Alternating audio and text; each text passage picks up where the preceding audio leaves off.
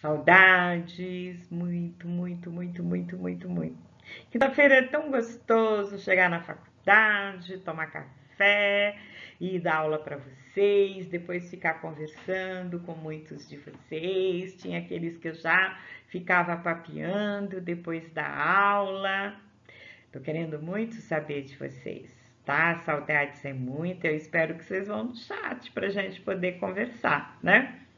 Bem, em primeiro lugar, hoje nós continuamos com o nosso cronograma, como está lá, vocês podem verificar no nosso plano de ensino. Hoje o tema é violência, está lá, mas por outro lado, se nós fôssemos computar as semanas, como está lá, nós já estaríamos, né?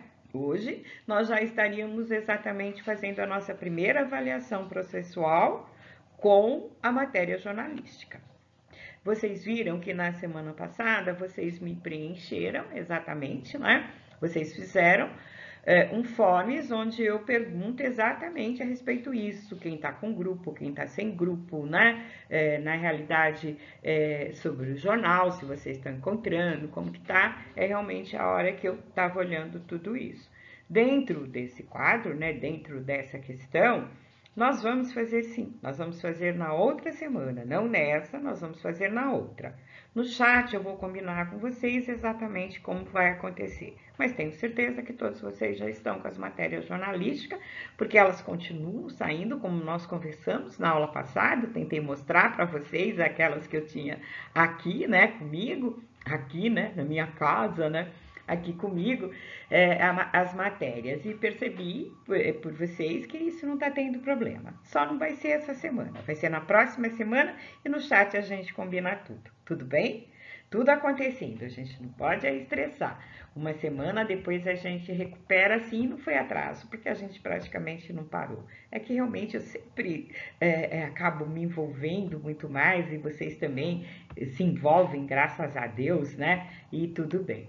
Bem, mas nós vamos falar de violência. E a violência, ela vai aparecer no racismo, ela vai aparecer no LGBT, ela vai aparecer de diversas formas, tá? Nós decidimos por 2 artigos, tá? Os 2 artigos já estão anexados, vocês vão ver que no plano não traz os artigos, nós está anexado. E eu gostaria muito, eu preciso muito que vocês leiam esses 2 artigos. Um que é mais complexo, eu inclusive grifei para dar uma ajudada e um ânimo na leitura, mas para a gente poder estar discutindo melhor, tá? E nós precisamos estar lendo mais sobre para a gente poder estar discutindo sobre. A violência, né? Quando a gente fala violência, a primeira coisa que vem na cabeça da gente, né, é realmente a violência física. Mas hoje a gente vai trabalhar muito com a questão da violência simbólica, né? O que é essa violência simbólica? Como nasce essa violência simbólica? Como que ela vem sendo transferida através da história e no comportamento cultural? E a gente vai abordar a mulher, né, um artigo que fala sobre o serviço público, e depois a gente aborda em outro momento outro artigo que vocês vão gostar também.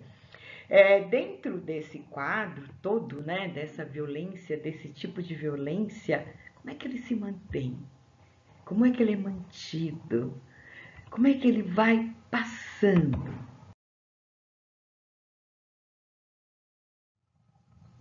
Olha bem, tá? E por que a mulher? Por que nós estamos falando dessa violência contra a mulher? Por que ela é tão violentada dentro da questão institucional? Aqui a gente fala de serviço público, mas nós vamos falar do feminicídio, nós vamos falar da mulher enquanto propriedade. Olha bem, tá? Então existe aqui uma dominação masculina, sabe, em toda essa questão de uma sociedade ocidental, tá? Então o que tem essa questão? Esta mulher, tá? Como se ela fosse posse, como ela fosse propriedade. Isso se estabelece muito forte no feminicídio. Só que no feminicídio a gente tem uma violência física total, né? E a gente vai estar falando muito hoje dessa simbólica. Essa simbólica é aquela que ocorre de uma forma sutil, tá? E daí ela é tão sutil que ela contribui exatamente para naturalizar um comportamento machista.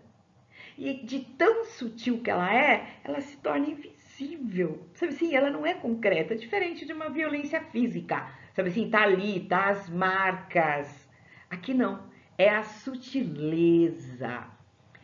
Mas isso não depende só do homem, né? Ela é mantida pelos aparelhos do Estado, ela é mantida pela igreja, pela família, pela escola, sabe? Ela continua sendo mantida. E a gente tem discutido muito em sala de aula, né, gente? E quando vocês falam, meu irmão pode, eu não posso, as diferenças de atitude não são em todas as famílias, não são todos iguais, mas que aparece muito, né? Então você vê ainda essas diferenças de direitos, né? Os direitos são diferentes. Então você vai observar em todos os lugares.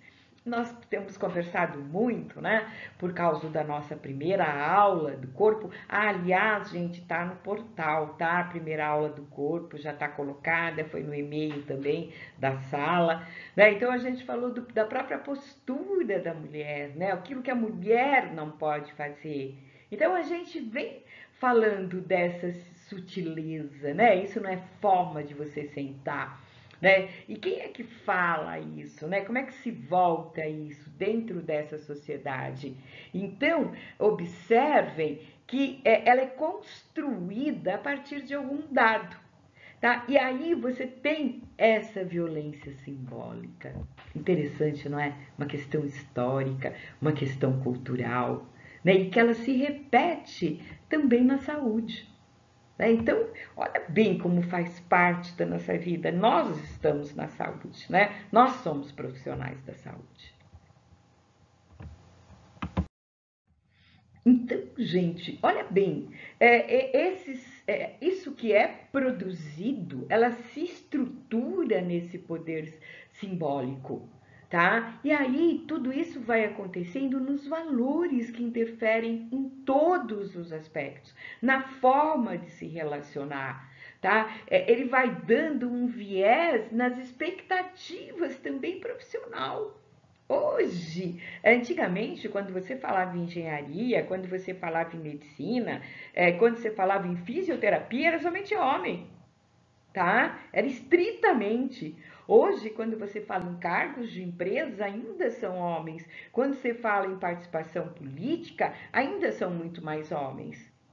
Então, o que acontece dentro disso? Observem que é institucionalizado essa dominação, tá? E você vai com isso para as práticas da saúde também, né? E como que chega nessa questão da saúde, tá? Como é que ela vai? Por que a gente fala que ela chega? Por que essa violência simbólica chega na saúde? O outro grupo que vai falar também dessa questão, ele vai mostrar um outro lado também dessa violência. Então, nós escolhemos um artigo para fazer a aula, mas vocês estarão lendo dois, hein? Não se esqueçam disso. Observem que essa pesquisa aqui, desse artigo 1, ele faz um levantamento exatamente numa instituição da saúde pública. Tá? E ele trabalha com mulheres com parto. E ele vai colocando até onde ali existe essa violência. E ele fala que essa violência, ela tá simbólica, ela tá desde a informação, a comunicação, a desqualificação. Eu tenho poder, né? Eu sou o médico, tá? Você não entende que se reflete na comunicação. É isso mesmo e pronto, acabou. Vai ser dessa forma, tá? E a mulher, através de toda essa história, através de toda essa estrutura desse poder, a mulher se sujeita. Ela não se coloca, ela se sente fragilizada. Ou então, ele está correto, eu que estou errada. E ela se identifica de uma outra forma Olha bem como é. Nós temos o hábito, né, de falar por que, que as pessoas não reclamam, né? Por que, que elas não denunciam, né? Uma das coisas que a gente mais comenta, né, nos dias de hoje, que é muito mais fácil tudo isso. Olha bem, tem uma história por trás disso. Tem um viés muito grande. Tem uma violência simbólica que ela vai de uma forma muito sutil. E você entra dentro desse contexto. E você não se rebela, você não grita. Você entra e ali você permanece, muitas vezes, por toda a sua vida. Então, na realidade, você acaba achando que o outro tem o poder. Quanto tempo o homem que mandou na casa? Quanto tempo que a mulher obedecia a tudo que ele falava? Quanto tempo na nossa história a mulher não tinha direito de falar, direito de opinar? E quanto tempo também a mulher foi dependente economicamente do homem?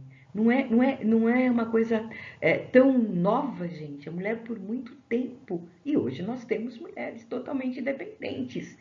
Não porque elas querem, porque muitos maridos não permitem que ela trabalhe. Nós temos assim muitos casos, inclusive, que quando o casal se separa, a mulher fala: por que eu não estudei? Por que eu não me tornei uma profissional? Por que eu obedeci? E de repente ela se vê totalmente desestruturada. E outras não trabalham porque não querem, não precisam, não gostam. Né? Nós estamos aqui, não é para generalizar. Nós estamos levantando aquilo que você deixou de fazer por causa de um poder. Um poder que você aceitou, não porque você é tonta, porque você é bom, porque existe uma estrutura muito grande. Isso vem através da história, tá? E são coisas que você vai recebendo e que você acaba interiorizando. E nesse interiorizar, você não percebe até que ponto você pode modificar. Percebam bem, né? Por que hoje você fala do empoderamento da mulher? Por que você fala de grupos de apoio entre as mulheres? Né? Veja bem, né? Você tem que ter um grupo para você refletir, para a gente pensar. As nossas aulas, elas têm que ter isso, elas têm que ter uma reflexão, né? E a reflexão é para eu me perceber como profissional da saúde, né? Será que eu também vou achar que a partir do momento que eu sou profissional, eu também vou achar que existe o domínio por eu ser o profissional? Como que é essa questão da dominação? Né? Como que é essa questão da mistificação? Né? Como que é você desqualificar o outro? Né? A gente fala muito na minha aula da questão da escuta, da questão da empatia. Né? E a gente, na São Camilo, quer formar o quê? Um profissional humanizado. Esse profissional humanizado, ele não desqualifica, tá? Ele tem a preocupação em informar o seu paciente. Se o seu paciente tem direito de escolha, né? Ele vai mostrar e ele vai entender a dor daquela pessoa e não desqualificar. Né? Olha bem tudo isso. E esse artigo ele fala realmente da mulher, em cima da mulher, esses acontecimentos. O outro artigo não. Na realidade, olhem bem, é esse artigo que ele fala exatamente do poder simbólico, tá? Num centro público. E olha só, gente, a mulher chega a pensar que por ser um órgão público, que o médico atendendo-a, não importa os enfermeiros, o nutricionista, atendendo-a, é generosidade para com ela. Ela não consegue perceber seus direitos. Nós temos direito. E na realidade, a partir desse processo de generosidade, ela se sentiu maltratada, mas ela não coloca isso para fora, porque ela fala: mas eles me atenderam, tá? Eles me atenderam até num tempo que eu não imaginei que eu fosse ser atendida. Então, olhem bem que tais ações são um processo contínuo, silencioso. Tá? E então ele acaba sendo o quê? Um grande órgão de portador de doenças, mais nada. existe aqui o quê? Uma desqualificação, tá? Uma manutenção do monopólio, é o poder. Eu estou te atendendo, tá? Você não está sentindo dor. Isso é bobagem, isso é frescura, tá? Então existem termos que a gente não imagina, que é só na hora que nós estamos aí que nós realmente sabemos a esse respeito.